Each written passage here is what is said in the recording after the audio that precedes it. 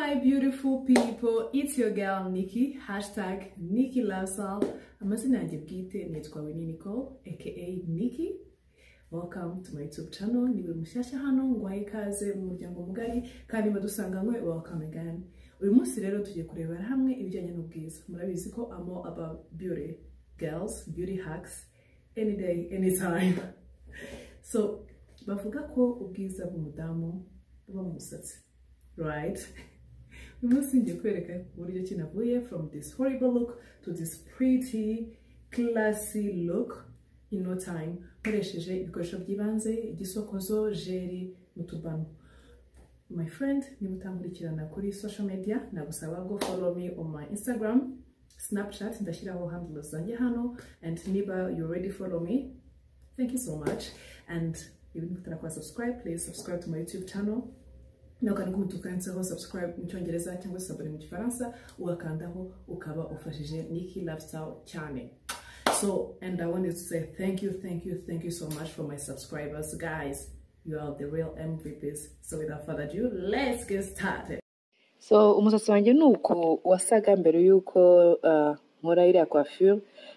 Mu gutangira rero ndabanza nkasokoza umusatsi wanjye neza nitonze nuko video nayihutishije nkayeditangolenga nkavuga kuvanamo nk'amapfundo yaba arimo nari nsutse udututa umusatsi urasa nk'ufatanye namara kusokoza neza hamwe ubona wacisamo intoki zigacamo narangiza nkaca umukato. Uyu murongo rero icyo dufasha iyi coiffure kugira ngo ibe réussi nuko uyu murongo uba uri clear kandi ugororotse usa ubaje gushyiraho rate washyiraho rate ugapima abantu mwize geometry rwose ngewe iryo iyo kose yarananiye. So narangiza maze guca umurongo nkongera nkashamo kino gisokozo kimeze nk'uburoso kugira ngo noneho umusatsi use nk'uba lisse, umusatsi wanjye usubirane forme y'agasatsi kwako.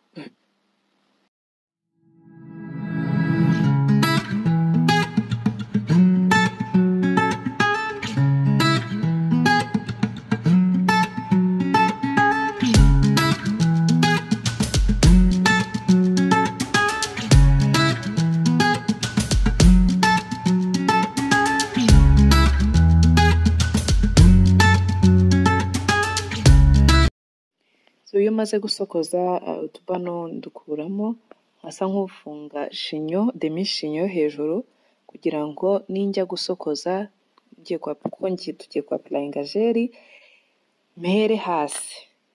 Jeri nkoresha ni eco styling gel, ni jeri iboneka ahantu hafi ya hose bacuruza amavuta n'ibintu by'imisatsi. Ni jeri irahendutse kandi ikora akazi kose. So mpera munsi kuvuga inyuma na applyinga ku musatsi wo hasi nzamura njyana aho ndibuze gufungira chignon nkasokoza. Namara gusokoza nkaza ko mu mpande nyisokoza yose nyijyana muri direction ndibuze gufungiramo kuko ubundi umusatsi kereka iyo umusatsi ari mugufi n'ubanza ugafunga inyuma undi ukaza kuwomekaho, ariko muri video umusatsi wanjye umaze gukoraho gatoya donc yose ndaza kuyifungira hamwe. Namara gukora uruhande rumwe narangiza nkapatinga n'uruhande rwa kabiri. Iyo ntari bukoreshe nkayivana mu nzira nkongera nkasokoza neza kugira ngo nze kuwomeka ku wundi uri lisse. Applyinga gel. Iyi gel rero icyo dufasha iturinda twa dusatsi usanga tuba twahagaze tumwe dukunda gusebya abantu rwose irawuryamisha ukagira ngo wacishijemo flat ikawugira lisse. Namara kwa applyinga gel noneho umusatsi wanjye abanza nkareba ko biribuze kuvamo kuko niba ntari bufunge za shinyo zimwe abantu bafunga baseka zigafunguka.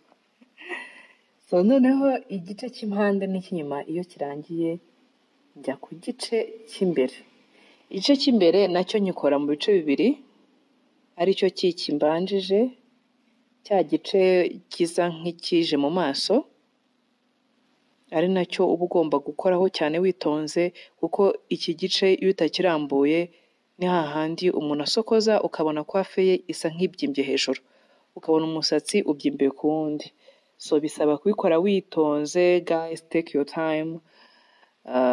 Urabizi ko niyo ugiye muri salo kujya kwisokoresha ni nko kujya kwisukisha dread, uricara ukarambya.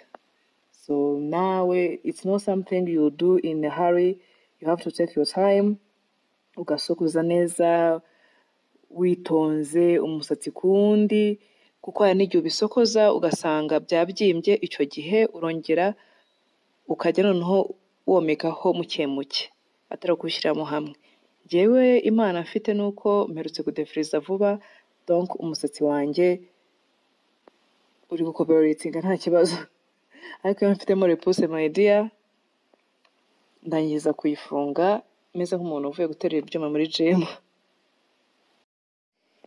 Ubwo igice cya mbere nikiriya cyomekwaho tusa nk'abakirangije, noneho tujya ku gice cya kabiri aricyo cya kindi kijya hejuru y'urundi ruhande, nacyo nkagikora nk'ibisanzwe, shyiraho gel nkasokoza, narangiza nkakora igice cy'inyuma. Nacyo kubikora ni juste gusubiza inyuma wa musatsi wose wamanuriye ku wundi, noneho ukayisokoza uyishyira hamwe, ugakora nk'akabumbe k'umusatsi wawe wose, kugira ngo nujya gufunga shinyo uze kwifatira hamwe. So aka karoso icyo kamfasha ni bwa buroso bw'inkweto busanzwe, usibye ko ubwanjye nabugize ubw'umusatsi, kamfasha noneho kugira lisse, ni ukuvuga umusatsi komeka ku wundi ukanyerera, ku buryo nta musatsi uri hejuru y'undi, bimeze nyine nka kwa kundi baba bagushyiremo flat, umusatsi wabona unyerera. So ngacishaho hejuru ku musatsi wose, urabona ko hari umusatsi utanshakira amahoro, sinzi icyo ushakaho. Narangiza namara gucisha hose, mubona ko ibintu birasa nk'ibihindutse, coiffure itangiye kuba coiffure. N'inyuma guys, ntimuhibagirwe, njyewe kubera koga uba usanga imisatsi yanjye y'inyuma niza muri repousse kurusha indi, kubera koga hagoma amazi hagira gute, it's annoying. Narangiza namara kuyifunga nkashyiramo utubano kugira ngo securing tumwe tuba turengaho inyuma. Ndangije rero mpita nkoresha iyi gel yindi ya Got to be Glue, iyi yo ni rurangiza. Niba uzi supaguru, iyi nayo niko imeze, gusa ikiza cyayo nuko yakoreye umusatsi itakwicira umusatsi. So icyo mfasha rero ho, babizi ko imisatsi yo mu mpande n'inyuma nitwo dusatsi dukunda kwiyenza, imfasha noneho kubishyira byose in place, ku buryo nzi ko niyo haza umuyaga umeze gute utaza kumuhira umusatsi. Iyo ndangije rero haza wa mwanya twese dukunda gukora edges aka baby hair, negura twa dusatsi tuba tutareshya n'indi kugira ngo nze kudukaraga nkoremo style ariyo nka finish touch ya hairstyle yacu. So nkoresha eco styling gel. Iyi gel icyo nyikundira nuko yoroshye kandi ibifata bimwe uba ukeneye, cyane ko ngiye nk'iyo ngiye koga nyikuzaho baby wipes ikavaho nta kibazo, kandi imisatsi yanjye nicike. So mfata gel nkeya nkashyira ku gasokozo, narangiza nkawukaraga, abona ko ibintu bitangiye kujya mu buryo. So edges ni iza mbere pe, zihindura style, zihindura mini hairstyle yawe. Ariko guys, make sure ubikore with moderation, atari bya bintu by'ibikabyo umuntu aba yakaraze ukibaza niba ari edges, niba ari ibishushanyo afite ku mutwe bikakuyobera. So murabona ko style like hairstyle itangiye guhinduka, mbaye umuhunukazi. I don't know if you can tell. Right now I'm just feeling myself. Narangiza ngashyiramo agatambaro kugira ngo noneho gel yacu ize kubona uko yuma, nkakamazamo nk'iminota 20. Ibi mbikora mbere yo kujya muri douche. Nagira ngo mbereke plante, uru ni urushinge nacishijemo, urushinge, urudodo ruri mu rushinge. Icyo rumfasha rero, rumfasha gukurura plante nkasa nk'uyigira ngufi, ariko ntize kuba nke ku mutwe. so nkakurura nitonze kugira ngo urushinge urudodo rudacika kuko ni suffering no gusubira kuri zero nitonze kugira ngo ize kuba nkeya nze kubona uko nyizingiraho narangiza ka kadodo kacu rero icyo kaza kudufasha nkazirikira kuri shinyo kugira ngo ibe secured ise nk'iri niko gakonekta shinyo yanjye original na shinyo y'umuzungu ariyo plant so nayiza kamara buriya ibifashe nta n'ahantu plant yajya n'umuntu yaza agakura ntiyapfa kubivanaho nanyiza na plant nkayizengurukiza kuri shinyo so mba ndetse kubifunga inyuma agatambaro umusatsi wumye like a few moments later I'm back the big reveal yeah you can tell that this ponytail is on point so inyuma rero niho dusubiye gukorayo nkuramo agasatsi part y'umusatsi gahagije ku buryo nza kukazengurutsa kuri shinyo niko kaba kari hagati ya shinyo artificielle n'umusatsi wanjye so namara kugasokoza neza karambutse kugira ngo nkahe security double security shyiraho iyi spray like iyi spray is a killer umva ngira ngo n'ibiti yabifatanya bibiri so kugira ngo nze komekaho ni ku buryo nta hantu kajya namara kazengurutsaho inyuma neza nitonze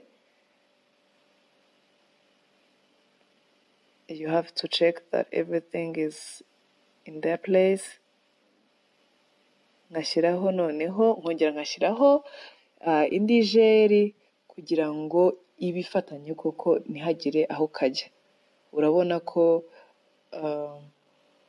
inyuma nta muntu apfa kumenya ko uyu atari umusatsi wanjye wagira ngo ni umusatsi mu yindi so guys you have to make sure that your ponytail is secured so niyo mpamvu nashyize nongeye nkashyiramo utundi tubano ku buryo noneho ends nazo ziba ziri tucked in ziba ziri imbere zifatanye n'umusatsi ku buryo ntawashona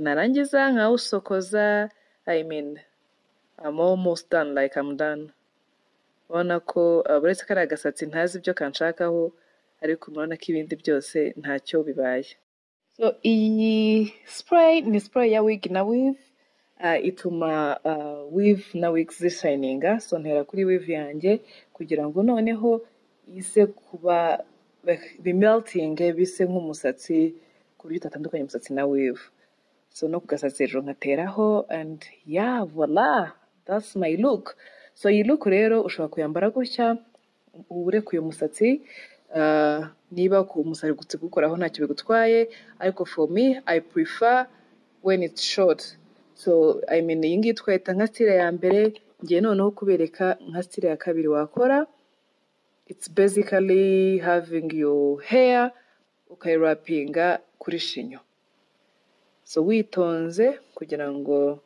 bitaza kuvamo cyangwa bimwe bikaba biri ku mpande narangiza nkashyiramo imibano yeah that's simple and voila this is how I like it so guys let me know in the comment section muyikunda irekuye muyikunda ari migufi thank you so much for watching please share my videos like them please subscribe yeah until next time be blessed my people. Mwah.